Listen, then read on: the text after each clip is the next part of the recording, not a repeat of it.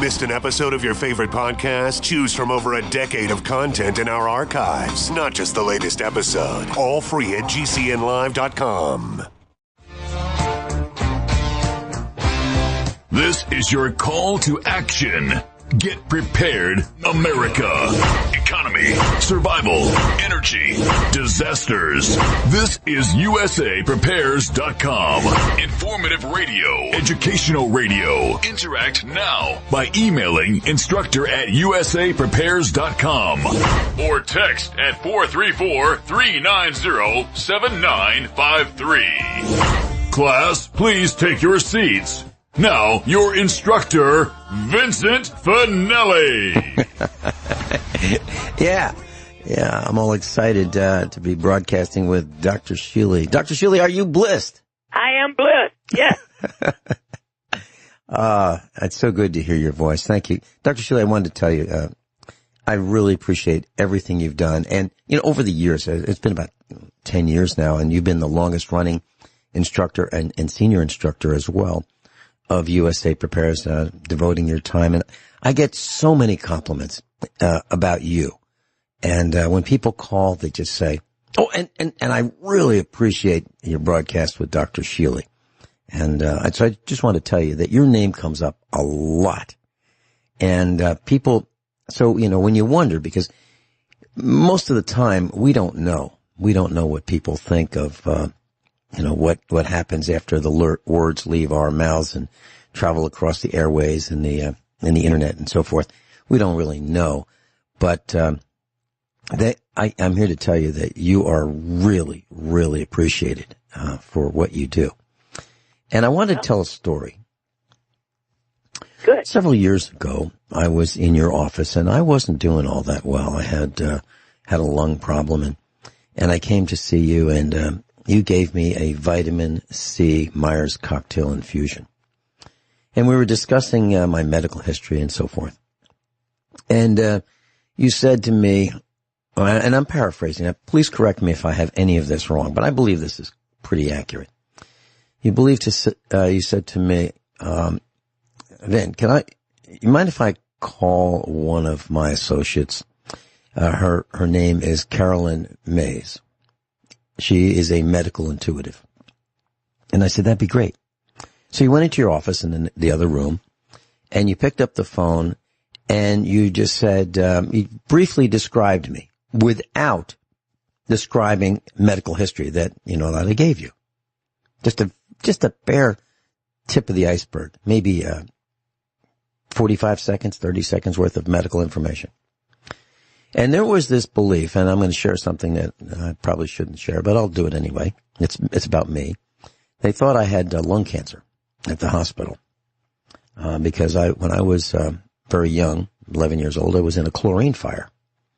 And what happened was some sawdust fell into a can of HTH, pool chlorine, granular chlorine, and it burst into fire immediately. And chlorine is a very powerful oxidizer, and I put it out with a garden hose. But I was in that, garage where it was stored, for too long. So I probably have some damage to my lungs as a result of that. And so that was when I was 11. So, 60 something years, or almost, well, I'm 68 now. So it's been a long time. And you got on the phone with Carolyn Mays, and she is a medical intuitive. And she said something like, I'm paraphrasing, no, it's not cancer, it's an infection, and he's going to be all right. And of course that brought a big smile to my face. And Dr. Shealy, she was absolutely positively right, and so were you. Well, she usually is. Well, so here's the, and the reason I'm mentioning this is you've got some medical intuition training. I just received an email a couple days ago about that with her. And she has been on the air with us here at USA Prepares. And I was stunned, absolutely stunned, because it's not like there was, well, let me read his chart. Let me go over these x-rays. None of that happened. but she hit the nail right on the head, and so did you. Now, how was that? How does that happen, Dr. Shealy? And the reason I'm mentioning this is I'd like you to tell us about your medical intuition training in the year 2021, how that will work. But I just wanted to share my positive experience with regard to her. I was stunned, and she was right, and you were. What was that all about? I met my first medical intuitive in 1972, Henry Rucker. Henry Rucker was a black psychic from Chicago, and he was actually not only good, not quite as good as Carolyn, but he also was a spiritual healer. Henry could walk by the room and tell you what was wrong with somebody, just barely seeing them in the bed. And for one instance, I had a 6-year-old child who had an expanding fracture. You know, at that age, children sometimes get a fracture of the skull and doesn't heal because the brain is growing. One treatment by Henry, and the thing healed within a month or two. And then I met Carolyn. She was one of the next, I met a couple of others before Carolyn, but Carolyn actually is by far the best in the world for making a true diagnosis without seeing it. Now, some people just are intuitive. They know. I look at all creativity as intuition, whether you're an artist, a scientist, whatever. New thought, sudden thought comes out of the blue, and if you're accurate, well, you create new things. Like my TENS unit and my spinal cord stimulator and my PIMF unit, all of those are sudden intuitive hits of mine. So each person has the ability to do some of that. And a lot of people want to learn and focus and enhance their intuitive ability to help people by medical intuition. So we're conducting a 6-month course in which people will be taught everything we can and experience learning to trust their own intuition to make medical diagnoses, starting the third Monday in January. And this is a class that you can sign up by contacting your office. Is that correct? Yes, not my medical office, but the store office. Okay. How should we do that, Dr. Shealy? Do we call a specific number that you'd like us to call? Is that right? 417. Well, wait a minute. I got to look it up. I never call it. I'm looking at one number here. It says registration at 855-329-2124. Is that it? Yeah, that's the toll-free number, yes. Okay. Class, if you'd like to call and find out about this and register for this class during business hours, Central Time, 855-329-2124.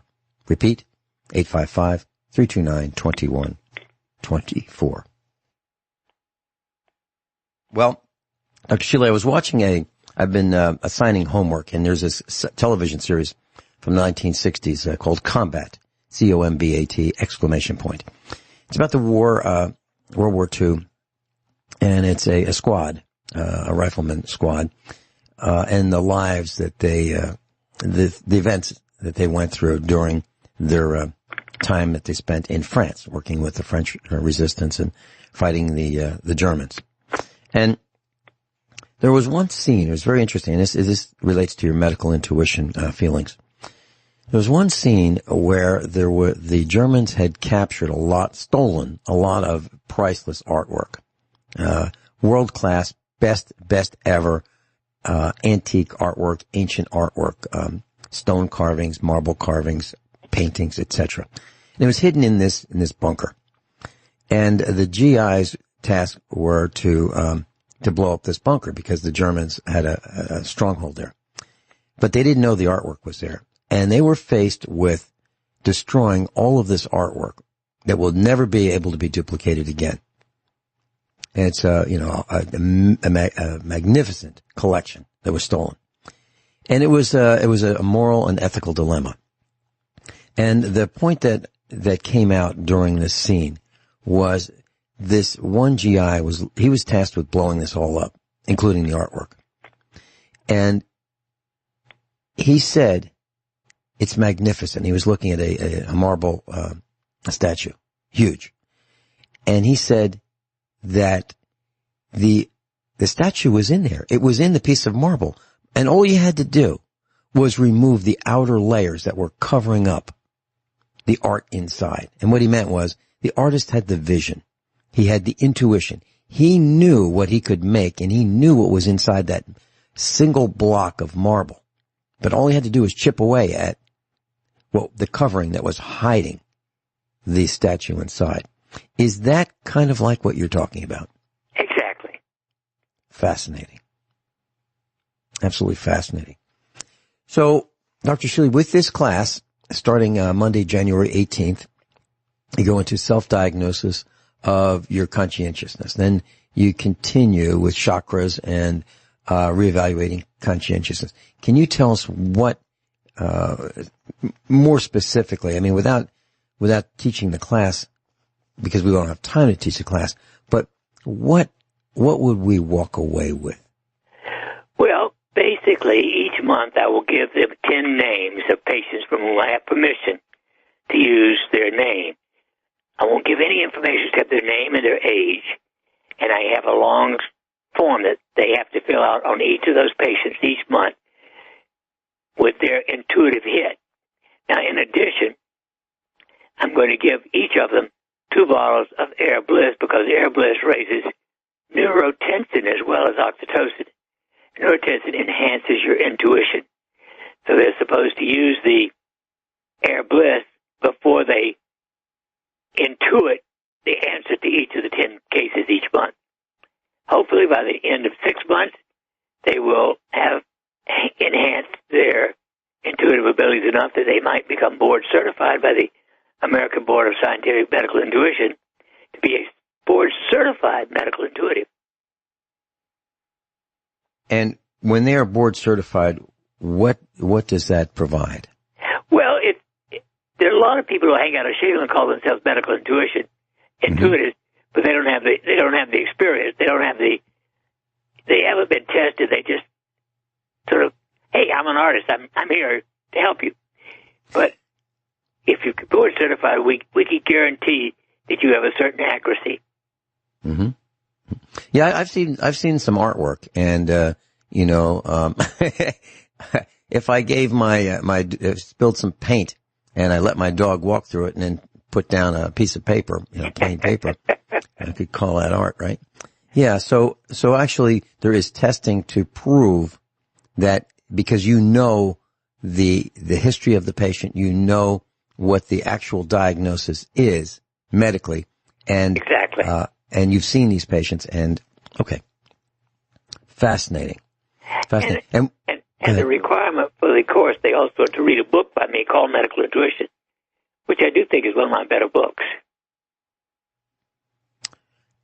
How accurate would you like your students to be? A minimum of 75% to be board certified. All they get is the name and the age, and they have to make a correct diagnosis with 75% accuracy to be board certified. And so we're talking about this patient, if you will, who is to be used for the medical intuition. Could have had a car accident, could have cancer, could have had an amputation, could have had a skull fracture, and we have to figure it out. And that's all they know is name and age. We'll be right back. Class, Dr. Norm Shealy is with us. And if you'd like to call his clinic number and schedule an appointment, I've been to his clinic, and I bought supplements there. You can buy them online as well at normshealy.com. But if you'd like to call his clinic number and schedule an appointment, 417-351-5221. 417-351-5221. So, Dr. Shealy, I've been thinking about during the break what you said, and I'm just wondering how tiny the probability is, or the possibility of just hearing a person's name and age. It could be Carrie Jones. And so what's wrong with Carrie Jones? What's medically wrong with Carrie Jones? It seems that it'd be almost impossible to figure it out. There's just too many possibilities. Do you know what the... True. But intuition is the number one creativity, personality, mind, ability. Now, some people... I'm not doubting you. What I'm saying is to get to... It seems to me that without learning how to do this, it would be impossible to get 75% accuracy. Well, that's why I'm teaching the course. I want to help people who really put their effort into it and enhance their own ability to intuit. There's one of our instructors, a senior instructor. His name is Bert Bertonis. I've known him since the middle 70s, actually the early 1970s. He's an electrical engineer in California. And he has said so many times over the years that success, one of the key ingredients to achieve success. Now, I'm not talking about wealth. I'm just talking about getting that goal achieved, whatever it may be, including becoming a medical intuitive, I would think, is persistence. Spending the time to learn and study and refine and hone the skills. Is that a big part of this, as it is Absolutely. with electrical engineering and yeah. Absolutely. And it's interesting because people bring their automobiles and trucks here to our farm to have them fixed, and they say other people can't seem to fix them. But they say it takes you guys a long time. Well, an oil change, we can't do it in 15 minutes. It's impossible because it's a 2-hour job. Because there's more to it than just changing the oil. It's checking the belts, it's checking the fluids, the differential, the wheel bearings, the tire tread, the wheel balance. I mean, so much steering, suspension. So many. We look at the whole system, and I believe that's what you do. Isn't that right, Dr. Shealy? You don't look at just true. Someone smashes and his I wouldn't know finger. how to change the oil. Well, but you are a person of specialty within the body as a whole, the pieces and the parts that make up the whole. And that's the way we look at farming. That's the way we look at pretty much everything, because everything's connected, as you said, over the years. So if you make one change, it affects more than just one thing. And so we're very concerned about that, and we try to plan so that we don't have to do it a couple times. Like if we get a new plant, let's say we buy a tree, we just don't stick it over there for now, because later on it's a lot harder to undo that and move it where it should have been the first time. So we try to figure out where it's going to go the first time before we buy it, then we get it, and try not to make mistakes. So, Dr. Shealy, once a person's taken this course and has passed your test, because there is a test at the end, right? Right. Can they further hone with more training, or is that something they do on their own? Well, once they've passed the board, they're on their own. They don't need me at that point. I'm certifying that they can continue working this, and the longer they work, and the greater they're going to be, the more they're going to be accurate. Experience helps. Okay, and who would be a student if you were to describe one of your new students, or a student for this? What would they be? Would they be young, middle-aged, seniors? Would they be someone who is trying to learn about medicine, or is it someone who is sick and wants to know more about themselves? When we come back, can you tell us who, in terms of a general description, would be in your class? Dr. Norm Shealy is with us. Dr. Shealy is with us, and we're talking about medical intuitive training. Dr. Shealy, who would be in your class? What would that person be like, generally speaking? I would say, looking at the past, at least 80 or more % are women, and they range anywhere from roughly early 30s to mid-50s. Fascinating. So we have some young people in their 30s, middle-aged, in their 50s, who are interested in their health. Quite interesting.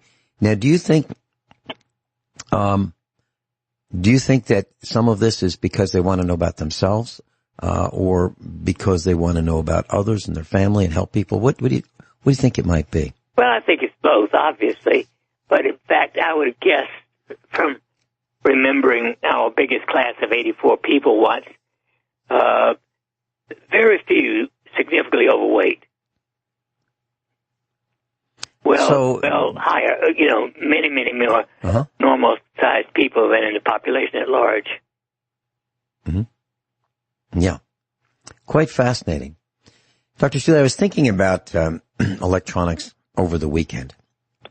And I was reading some, we've talked about microwaves, and I just somehow got off on a tangent, and I was reading about microwave ovens. And I was reading reviews of them, and I was wondering what people are saying about them now as compared to before. And this is really amazing to me. And I'm paraphrasing this. I don't have the specific review. So I was reading about Panasonic and some of the other brands and what people had to say about their experiences with them. And this one person, I believe it was a guy, he was saying it was driving him crazy because when he used his microwave oven, his Wi-Fi got knocked out.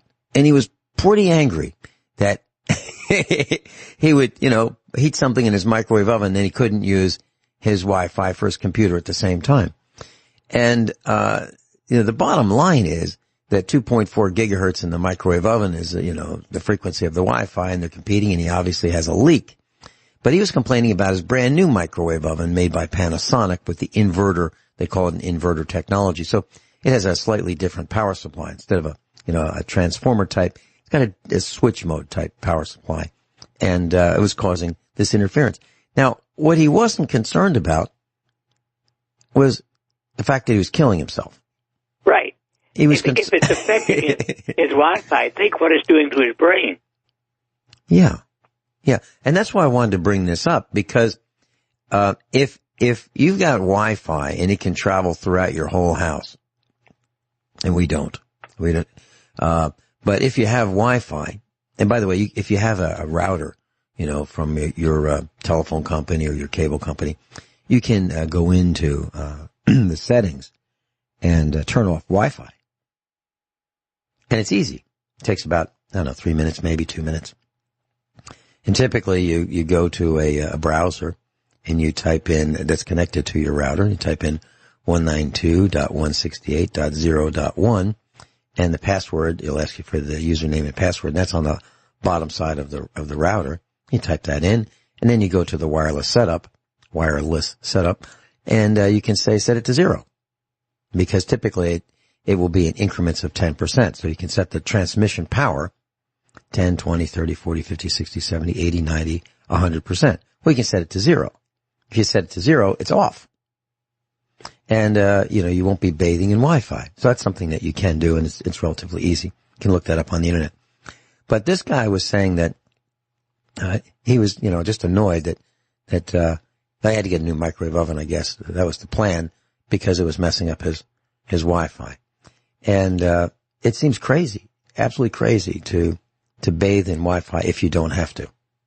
Now, if you go to the hospital, Dr. Shealy, you are taking a lot of microwave, you're absorbing a lot of microwave energy, right? I bet. And, yeah.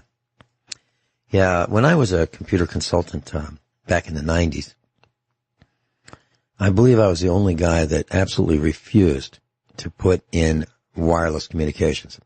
And I insisted that if the schools wanted to use my skills, if you want to call them that, or my expertise at that time, I'd said, well, it's going to have to be wired, because I do not want to be part of reading the news 15 years from now, finding out that we've given our children, our teachers, and our employees in the school system cancer. I do not want to be part of that, and I won't be part of that. So if you want wireless, I'm not your guy. But if you want high speed and more safety, then maybe I am your guy. And so the schools that used me for a consultant did not have wireless communications. And then When I left that profession and came to Missouri, they put in wireless communications. They all have it. So it just, and that's kind of what we're facing in about a week. If we're going to change horses, and things can change instantly. So you can go from one end of the spectrum to the other, just by changing who is advising the group. And that's what's going to happen, in the first week of November, about a week away, when the selection is made as to who's running the show. Dr. Shealy, what are your thoughts about who's going to be running the show, and do you have any concerns? All I can say is, if Biden and his idiot mate win, we are dead. There will unequivocally be a civil war. And the other camp is saying if President Trump is reelected, we're going to have the same thing. Well, they are evil, Luciferian idiots. Dr. Shealy, over time, I have come to realize a way of looking at things. So, for example, I've studied a little bit about the Borgias, the Pope. I've studied a little bit about kings, enough to know that when the king had a problem with somebody, they were killed, put in a dungeon, they were done away with. The detractors, if you have a problem with them, let's just take care of them. And there was subterfuge, and people were just murdered, who went against the king. It was a bad thing to do. Well, I think we're facing that kind of a thing. Not quite as out in the open, but, people have disappeared. People have been, shot themselves twice in the head. Things like that. People have been laying across the railroad tracks and fell asleep across the railroad tracks and the train ran over them. I'm talking about Arkansas. These kinds of things have happened. People who have caused problems have been dealt with. And as I look at how we're going, it seems like those in charge are just going to tell us what to do, because they've got the Army, the Navy, the Air Force, they've got the Secret Service, they've got the police forces, they've got the National Guard, they've got it all. And then on the other team, there's us. And we get to pay for it. So it's kind of disturbing. It's not fun to think about, but I think it's true. And so I was talking to our son this morning, and I mentioned to him that sometimes I think about, you've heard the term, what would Jesus do? Well, what would the king do? What would the king do if he had a problem, with some people that are causing him, consternation? Well, I'll just take care of them. Your thoughts on that, Dr. Shealy? Do you think I've lost my mind? No, I think you're right on. So I'm very concerned about this election. I think no matter what happens, it's going to be, it's not as good as it could be. And I don't think we've had a really good candidate for CEO of corporate USA in a very long time. I don't think so. I think what happens when someone gets selected, in order to get to the point where they get selected as one of the candidates, they've been so compromised, so controlled, and they have so many guns to their head. I'm talking about blackmail and threats and bribes and all that they just can't do what they would want to do. And so they lie to us. They tell us what we want to hear. But that's not what they do. In my opinion, the last good one was Reagan. Yeah. And before that, Eisenhower. Yeah. And President Ronald Reagan used to have, when he'd have a meeting, just before he fell asleep, he would have a bowl of jelly beans in the meeting, because he figured that if people are having jelly beans and they're having sweets, not that it was good for you, but it was harder for them to fight and argue, when... I never thought he did it for political reasons, but yeah, I understand. Yeah. Well, LBJ, Lyndon Baines Johnson, did something else. And when someone came to the Oval Office and he had a meeting and he wanted to get out of it and he just didn't want to talk to that person, he would go and they had a little bathroom, a single seater right in the Oval Office. So you open this door and there's the bathroom. And so when he didn't want to talk to somebody, he would just pull his pants down, sit on the toilet, and the person that he was scheduled to meet with would be ushered in, and the person would say, "Tell you what, Mr. President, maybe we should talk at a different time. I can see you're on the toilet," and that's how he dealt with it. And then of course, we have William Jefferson Blythe Clinton, and you can look up the term Arkancide, which is a combination of Arkansas and suicide, and you can see how they dealt with it. But I'm seeing shortages, Dr. Shealy. I'm seeing things that just don't look good. For example, you want to buy a washcloth. They're harder to find and they're more expensive. If you want to buy a towel for the bathroom, meaning let's say you get out of the shower or the bath or the hot tub, you want to buy a towel, they've gone way, way up in price, and the selection is way, way down. We found that Kathy, our domestic engineer, found that if you want to buy ball mason jar lids, jars, etc., they're unavailable and they're not going to be available for the rest of the year. So obviously, it kind of points to the suppliers of maybe the goo that becomes the rubber seal that is sprayed on the inner lid of the ball mason jar. Maybe that goo is not available for sealing the lids, and maybe that's why they can't produce the jar lids and the jars and sell the jars. So the supply chain is broken. People are in a panic, and you said the most amazing thing, and it was so short in words and so brilliant. And that was, and please correct me if I'm saying this, paraphrasing this wrong, but telomeres are down to a loss of 8% per year now. That's right. And it's because of what? The fakademic.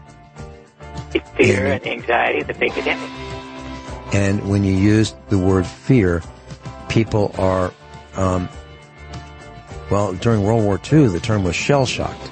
If you were in a firefight or you were being bombarded with V-2 rockets by the Germans, or being at the business end of a howitzer or a cannon, you became shell-shocked. Lots of people did. It was terrifying. Dr. Shealy's with us, medical doctor, author. And if you'd like to go to his website, normshealy.com, N-O-R-M, as in Norman, Shealy, S-H-E-A-L-Y.com.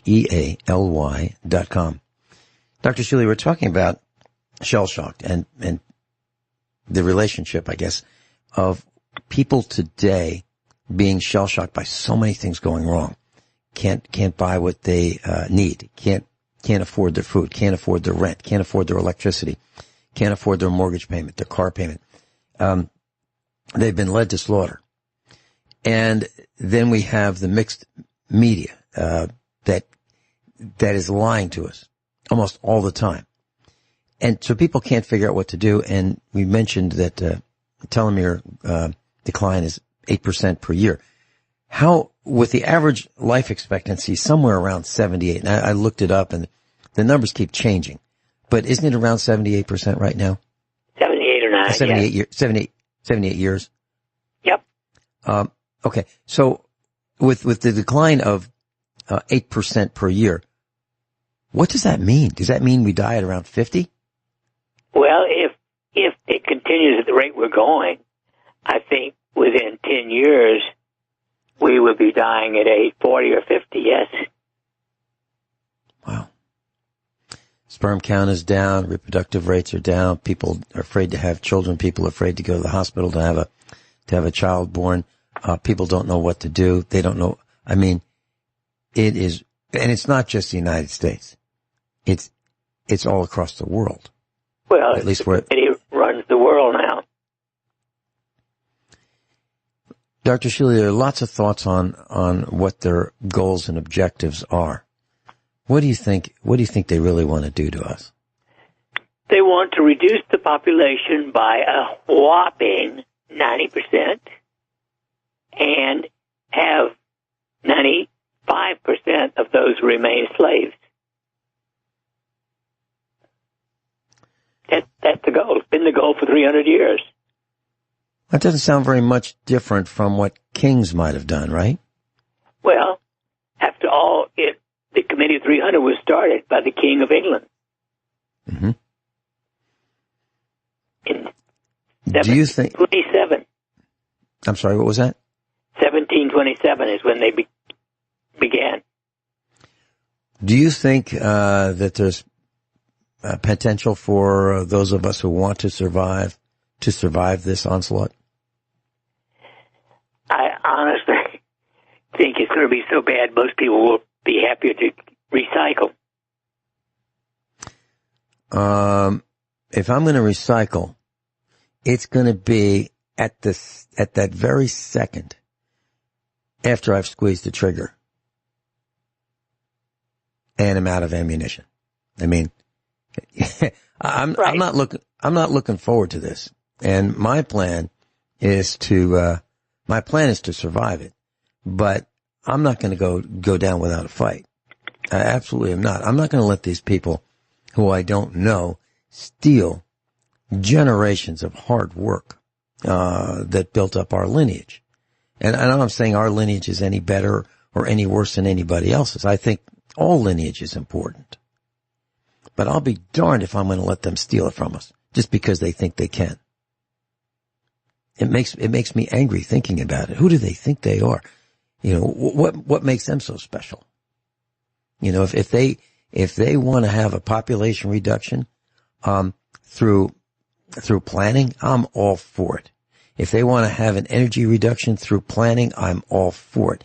If they want to recycle, glass and plastic and be less, careless and reckless with our planet, I'm all for it. But if they want to kill people, and reduce population, I suggest that they go first and lead by example. Now I'm talking about all of them because we really don't need them. They're causing problems everywhere we go. Everywhere we go. If you think about it, the sky is littered with satellites. How did that happen? I don't think, Dr. Shealy, you did it. I know I didn't do it. Governments do that. Governments in bed with corporations have littered our sky with satellites. And I think, less than 20% of them are operational. The rest are just floating out there as space junk. And to top that off, we have littered the oceans.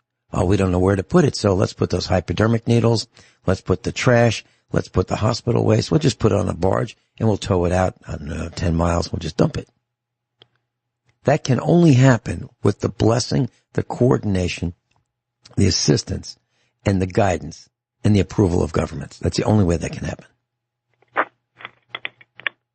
And yet we've done it.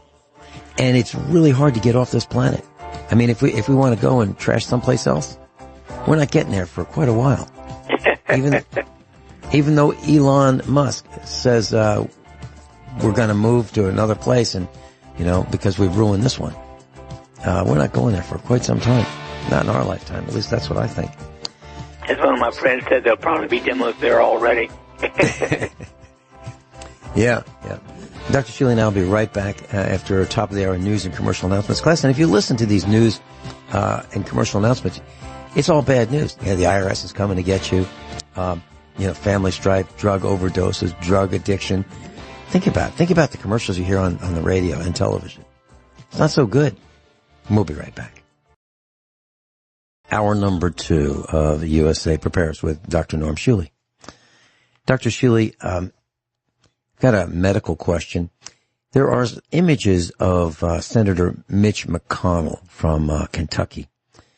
And they're on the internet, and his lips are purple. An abnormal, deep purple color. Almost like he ran into a parked car with his face, with his lips. And his hands show these purple blotches, large purple blotches, and he has some Band-Aids on his hands. And the skin of his hands, he's 78 years old, he's the Senate Majority Leader, he's a Republican, and his hands have some Band-Aids on them. Is there a medical reason that you might be able to think of that would cause someone's hands to turn purple and lips to turn purple? Well, if it's true, and I don't trust the media even there, by the way, right? It means you've got low oxygen. So there's something wrong, probably with your lungs. But I don't, I don't watch any of that nonsense, and I don't believe it because I wouldn't trust the media to tell me time of day. Well, and I understand. This happens to be, internet type news. Lots of pictures of this, and I have seen people in the past, like in waiting rooms. I'm talking over the decades, in waiting rooms, and their skin looks like it could tear off. I mean, it's really, really fragile, frail looking people. And, I've seen these purple hands, and it looks like, they were severely bruised. And that's the image that I have. And I was just wondering what your thoughts might be.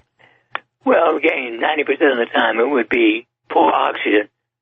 I suppose it could be indeed some other circulatory or blood problem. Okay. We mentioned prioritizing friendships, and I was reading an article about as we get older, we seem to think of our friends, and some of them, we don't spend as much time with anymore, and some we spend more time with, and we seem to prioritize.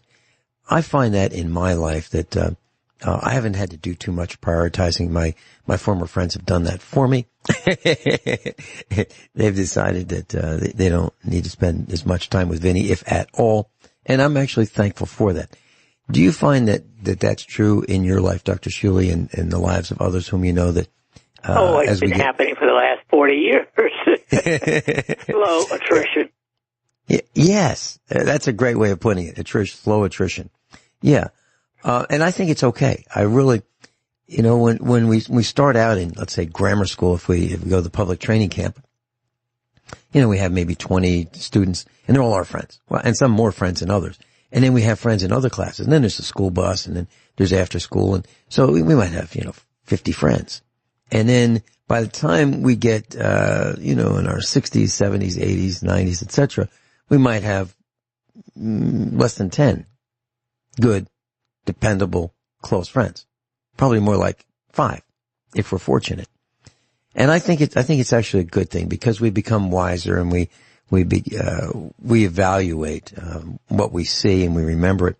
And I'm thinking, Dr. Shealy, that there are fewer people whom are less me first than I would like. I'd like to see more people who, are willing to be kind and not be out for self-gain all the time. But I'm seeing less of that. I'm seeing more people. Absolutely. Remember, there's only one purpose in life: to help other people. Period.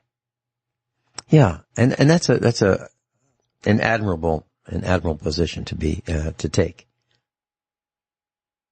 Well, but I don't see it as much as I'd like to. For example, on our road, it's a dirt road, and there's cows on both sides of the road for 5 miles. And I know that those cows aren't throwing McDonald's, disposable cups and wrappers and bags and boxes out their car windows. I know the cows aren't doing that. And I know they're not throwing, beer cans and soda cans and cigarette butts. I know they're not doing that. And bottles. I know that. But yet people are, and that's me first. That's me first. When someone is so careless that they can't take their trash and dispose of it in a more civil way, it's unacceptable. And mentioning carelessness, I saw something that just frosted me. So we went out we put our trash out at the end of the road at the appropriate time. And, we pay for trash collection, and the trash guy the hired contractor will pick it up and dispose of it. Well, we went to the mailbox, a typical walk down the driveway to the mailbox, and it's a gravel driveway. It's gravel. I mean, it's nothing special, except for maybe the potholes. It's just a nondescript, farm driveway. And at the end of the driveway where we would drive were a whole bunch of staples. Now, I'm not talking about paper staples. These would be used for stapling cabinets together. long, like a nail gun kind of staple, maybe 1.5 inches, 2 inches long, that kind of thing. And there's a whole pile of them. And the reason that they were there, I believe, is somebody before this trash truck got to our place threw them out, and they leaked out of whatever they were put in, maybe a paper bag or plastic bag or something, if that, and they leaked out and they spilled along the road to give flats. But when the trash truck backed up to our place, they came flying out of the, some crack in the trash truck, just all lying there, maybe 50, 100 of them, just, perfect for us to get flats. I don't know why people do that. When I throw out nails, I will find, let's say, a plastic jar with a lid, and I'll put the nails in there so that they will safely make it all the way to the dump without falling out on the road. That's what I do. But I don't think everybody does that, Dr. Shealy. Well, I agree. Whoever did that is, in my opinion, a criminal. Yeah. Yeah.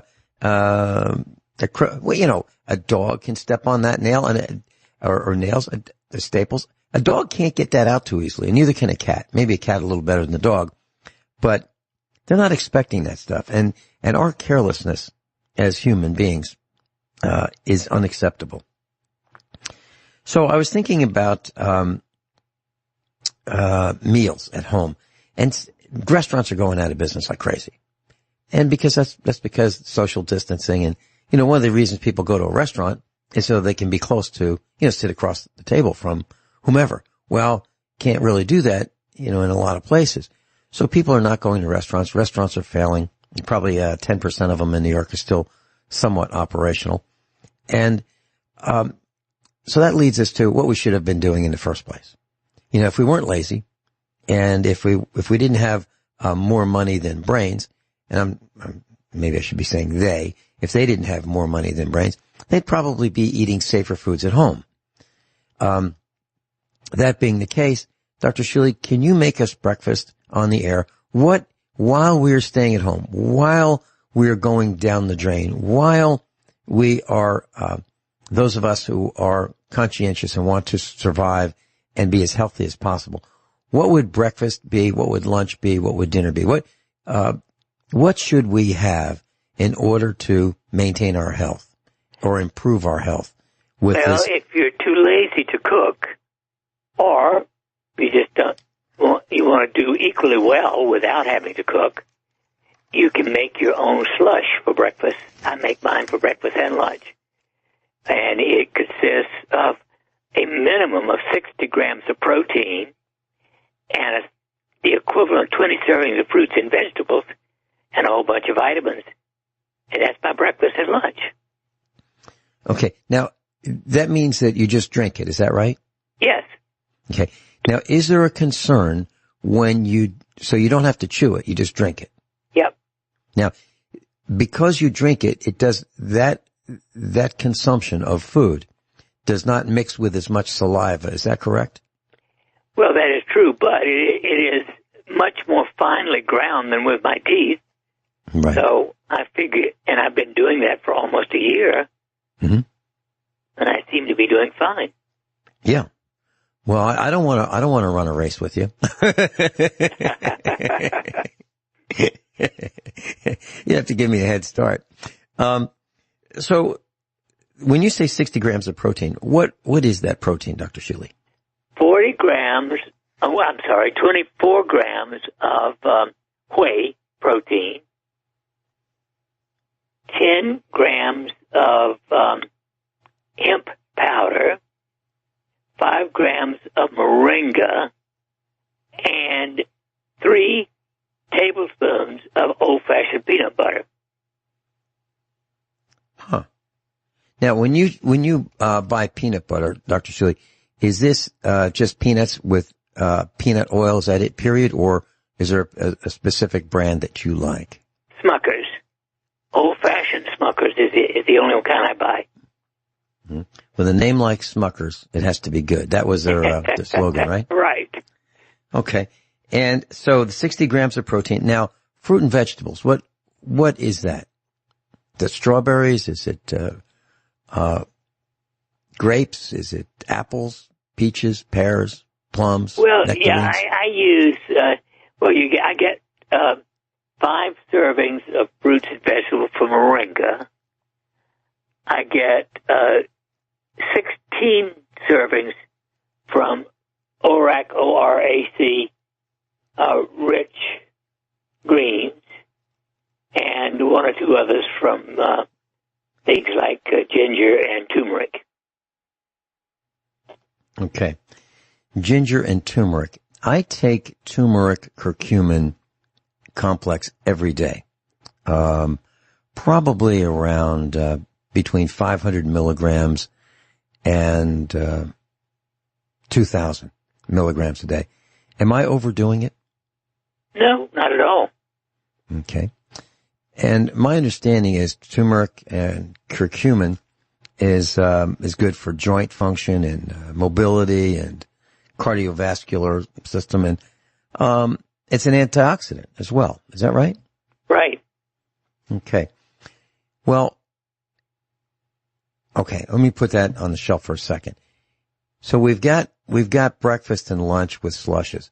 For those who want to actually make something, they're at home and they decide that, they're going to actually cook something, what would they have for breakfast? Well, there now, I would have 2 eggs, probably a hunk of cheese, a glass of apple juice. That's about it. Okay. So with the 2 eggs, how would you make them? Scrambled, sunny side up, easy, over easy. What is your favorite? Is the sunny side up, but I also like the soft boiled. Okay. Mine have to be scrambled. I mix it with milk.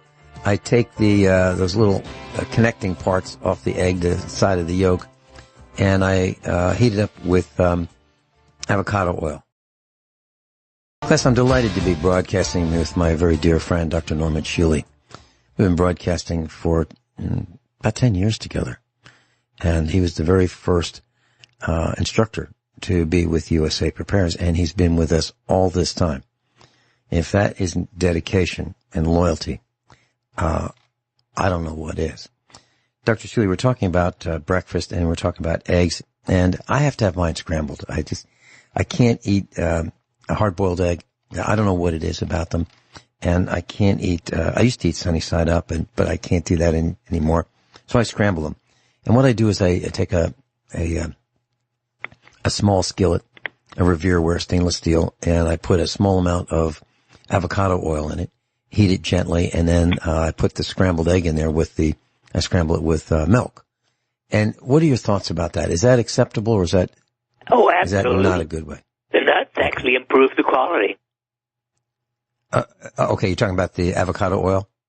Yeah. No, even the nut. Okay. Nuts are an excellent antioxidant. Okay. Let's see. You mentioned 2 eggs. Now, I only have 1 at a time for breakfast. Am I not eating enough eggs? Should I be having like 2? Well, okay. But, all right. Well, I can certainly do that. And what about the eggs? Do you have do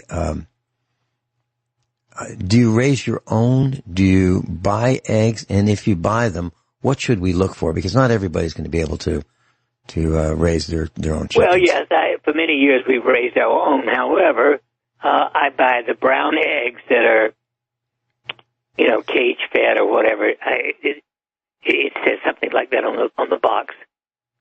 Uh-huh. Yeah, free range. And ours are all brown. And I remember when we first started raising chickens in Virginia, corrupt Commonwealth of Virginia, we went from eating white eggs with these light colored yolks to a brown egg with a much darker colored yolk. And when you first do that, you go, there's something wrong with these eggs. These are way too dark. Something is wrong. Well, after you become accustomed to that, and that might only take, a few meals, you look at the white eggs and you go, there's something wrong with these white eggs. They're not dark enough. And so is there a difference in the health benefits of one versus the other? Does the darkness mean more? To me, the most important thing is to avoid poisons. A lot of chicken are fed, among other things, arsenic in their feed to get rid of insects and things, and I don't like that. Okay. I agree with that. And not only that, I think, I could be wrong, but I don't think so. I think it's almost impossible today to buy chicken feed that does not have antibiotics in it. Exactly. And so do we indirectly eat those antibiotics because it's in the chicken feed and then we eat the eggs? Or is it? Yeah, no question about it. Okay. So are we lowering our resistance because of eating factory eggs? Absolutely. Mm-hmm. You know, it's interesting, Dr. Shealy, and of course the chicken feed, if you get chicken scratch, it's ground up seeds and corn and so forth. And the chickens like that, and they scratch around and then they pick up a little bit of dirt, which helps with their digestive system while they eat the chicken scratch. But we bought some corn, and you know those chickens won't eat it. And so we brought it back. I brought a 50. Yeah, they are. And it was very interesting. They decided, you know, we put it out for the first time to see, to try this. And they did not like it. They wouldn't eat it. And we brought it back. And the feed store's like, what's wrong with you guys? Well, it's not us. It's you guys, because our chickens won't eat this. What are you doing to this food or this corn? So very interesting. So, you know, our dogs don't smoke and our chickens don't like corn. At least that corn. We'll be right back with Dr. Shealy. And I wanted to ask about a little bit more about the eggs and cholesterol, because I've heard both sides. I've heard that, you know, our brain is a lot of cholesterol and needs it. And then it's like, don't have cholesterol. Got to get it lower. Boy, this hour, 35 minutes has gone very quickly. Dr. Shealy, we're talking about cholesterol. So over the decades, we've been told, you've got to, you know, keep your cholesterol lower, and there's good cholesterol, bad cholesterol. And then we've been told, well, your brain is a lot of cholesterol, so you need cholesterol. What's the real story on cholesterol? The real thing is the food industry sucks. Period. It's in my opinion, as evil as the tobacco industry. Mm-hmm. And I do not feel that you need to worry. Now, if you are a junk food person, you're going to eat at a fast food restaurant, you're going to eat all kinds of super carbohydrates, yes, then you can't afford to eat anything that you're eating, including cholesterol. But for the normal person, there's certainly nothing wrong with eating a cup of eggs and some milk, etc., every day. All right. So to cut to the chase on lowering cholesterol, if someone has been diagnosed with having, a junk food aficionado, what would be a quick way to safely lower cholesterol to, you know, good numbers? Well, at the top of the list is trimethylglycine, TMG, 2,000 milligrams 3 times a day. I like with that less than granules, 2 heaping tablespoons twice a day. That combo works in almost everybody. Okay, TMG, 2,000 milligrams twice a day? 3 times. 3 times a day, okay. And lecithin granules? Right, 2 heaping tablespoons twice a day. Okay. And what should we cut out if we have... carbohydrates, and... Well, that's it. Now, that would be pasta and bread and bagels and... potatoes and rice. Okay. And all sugar. Right, and sugar. Okay, so take out the sugar. and the carbs, rice, potatoes, pasta, bread, etc., and 2,000 milligrams 3 times a day of TMG and lecithin granules, 2 heaping tablespoons twice a day. Okay. Absolutely. But we can still eat the eggs and avocado oil and things like that. Oh, absolutely. Okay. What about butter as an alternative to the avocado oil? Well, yeah, I think a tablespoon or 2 of butter a day is fine. Okay. And how much cheese should, I love cheese, and I know you do as well. How much cheese is a reasonable amount for people our size? Because you and I probably weigh somewhere around the same amount. I'm 134 to 138. Are you somewhere around there? About 128, yeah. Okay. I think 1 or 2 ounces of cheese a day is fine. Okay. And what about salt? There are people who are hypertensive, and they've been told, back off the salt, no salt, have salt substitutes, etc. What about plain old Morton iodized salt versus pink Himalayan salt versus no salt? Well, I prefer Himalayan salt, and I think certainly a half a teaspoon a day is fine. Okay. I can't imagine taking as much as a half a teaspoon. Well, no, I'm talking about if you salt your eggs and vegetables. Yeah. Mm-hmm. The only thing I put on eggs would be a ground pepper, black or green or white peppercorns that I grind onto the eggs. Okay. And black pepper, excellent. Okay. Well, I love it. And my mom used to love black pepper as well. Okay. So what can I put my eggs on that does not, contain, starches and carbs? What else? Because I can't eat them plain. Well, I only eat them plain. I actually prefer them plain. Let me think. Corn tortillas. Oh, okay. That sounds good. I can do that. All right. I'm going to try that. We've got tortillas here. I'll do that. I just bought 2 of your books. Just, during the break. One of the things that I do during the break is I try to be productive. And I have a feeling that, they might both be out of print. Is your book on, medical intuition, is that out of print or is that in print? I think it is, but you can find it on the internet. Okay. That's where I found it. And so I bought that one. And I bought, another one. Actually, I bought 2 of the other ones. So I bought 3 books during the break. The other 2 are copies of The Complete Family Guide to Alternative Medicine. What are your thoughts about that book, Dr. Shealy? Is that out of print too? Yeah, it is out of print. But it's, again, it's fortunately still available on the internet. Well, I bought, my favorite gift, class, and I'm not exaggerating,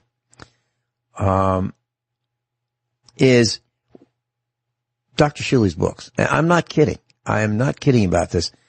The encyclopedias that he has on health and foods, I buy them when I find them, and I give them to people who I think will read them.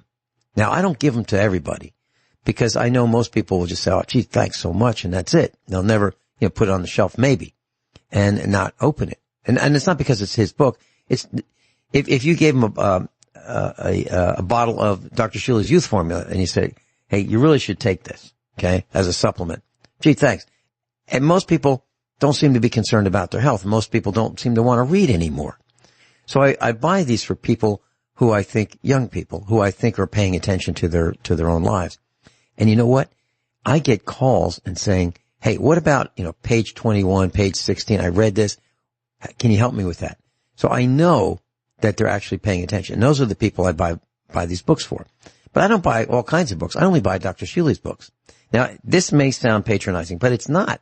It's just a fact of the way I look at things. So I'm real excited about seeing your, and I haven't read it, The Complete Family Guide to Alternative Medicine. And I'm really excited about reading your book on medical intuition. What other books would you recommend of yours that people well, of pay course, I attention like to, Dr. my Shealy? Living Brisk book and my Conversations with G book. And, of course, way back, my 90 Days to Self-Help. I ran into a gal.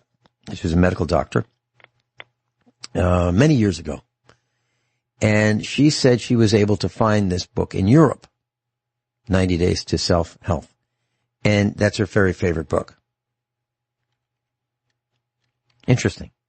So people know of you all over the world. Let's see. Anti-inflammatory foods. What are your thoughts on that, Dr. Shealy?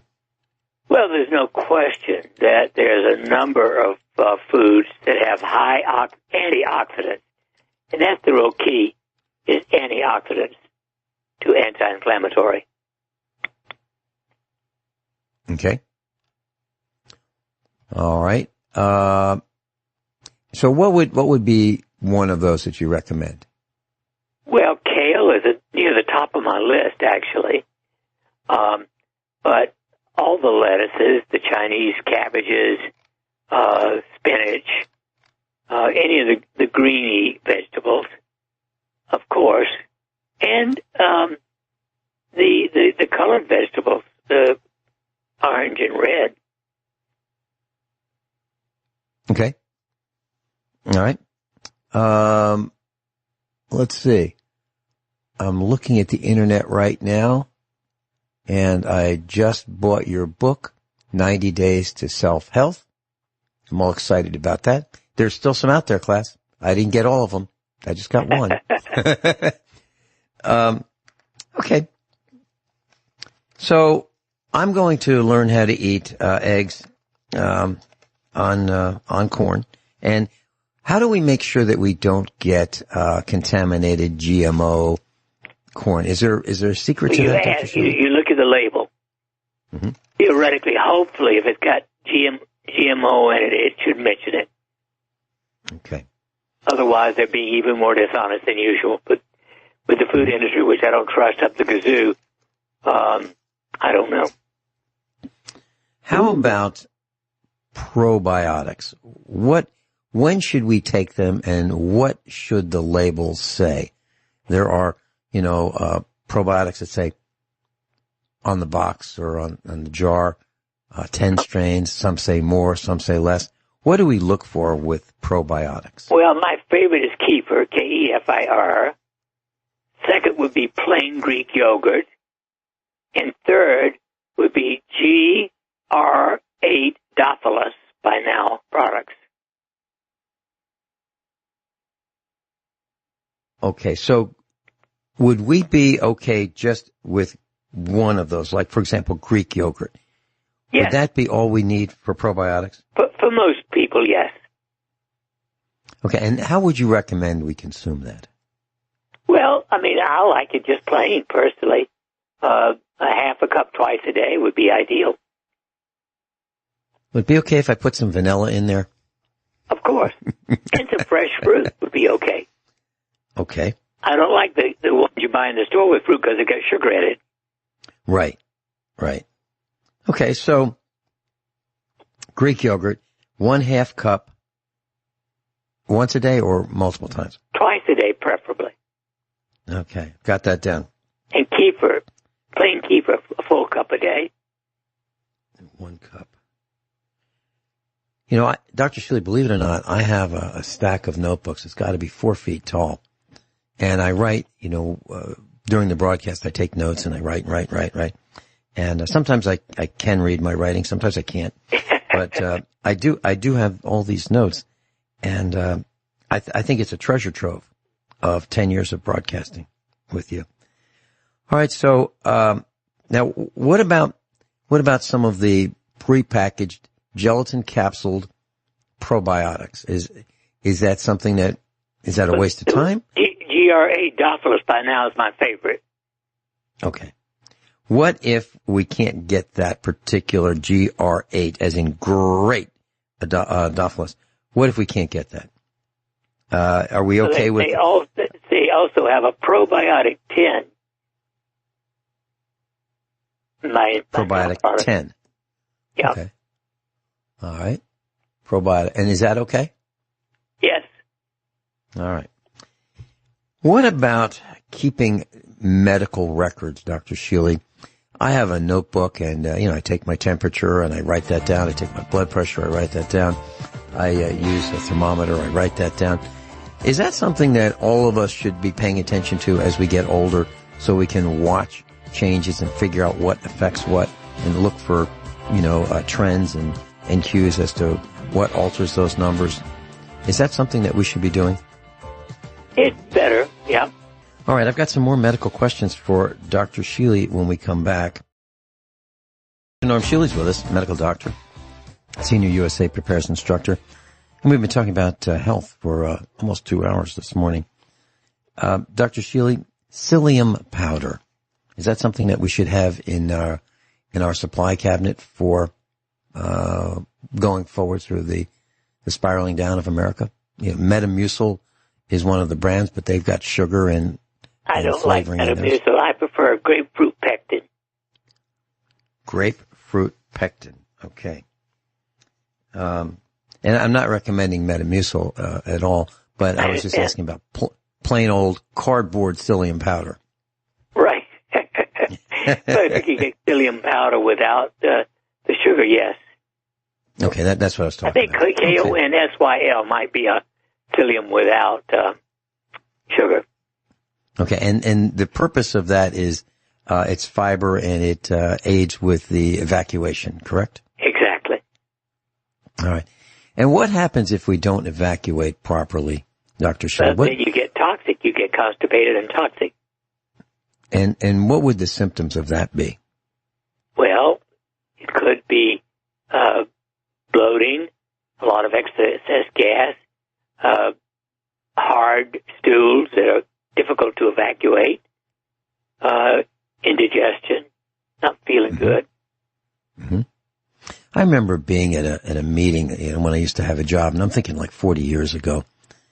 And this one guy was popping anti-acid tablets during the meeting and just had to have them.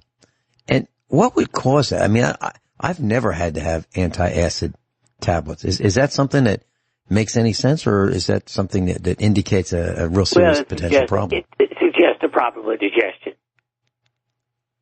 Okay. You may not be producing enough acid. You might just be having too many toxins.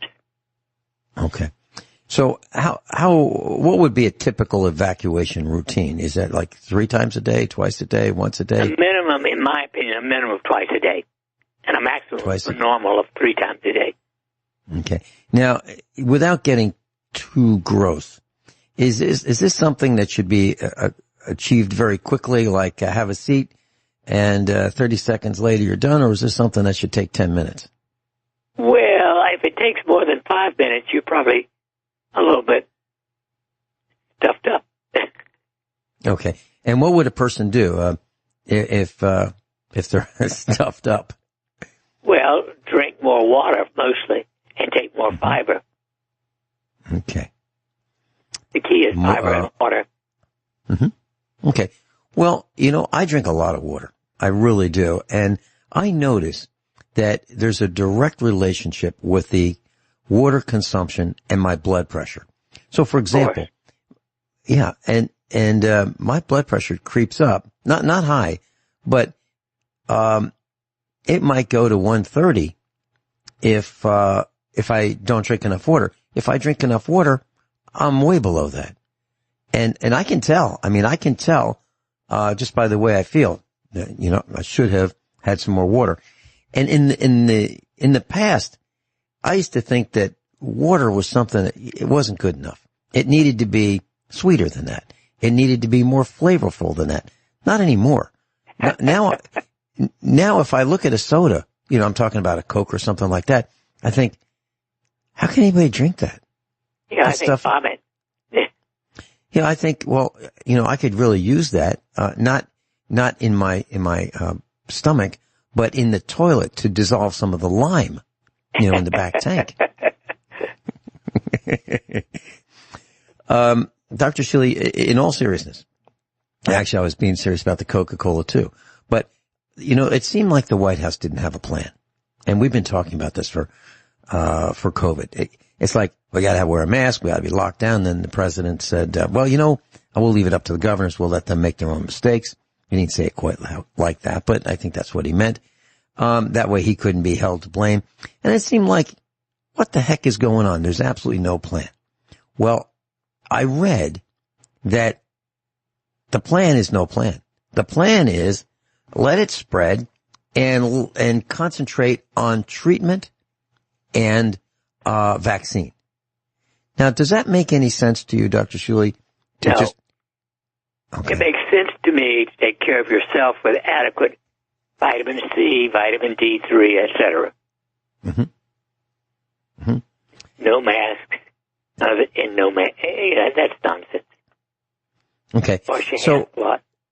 Okay, and so let's say we're at the grocery store, and just about everybody who goes into the grocery store today pushes a cart.